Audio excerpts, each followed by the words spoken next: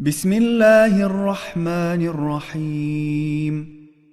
يا خير الغافرين، يا خير الناصرين، يا خير الحاكمين، يا خير الفاتحين، يا خير الذاكرين، يا خير الوارثين، يا خير الحامدين، يا خير الرازقين، يا خير الفاصلين، يا خير المحسنين.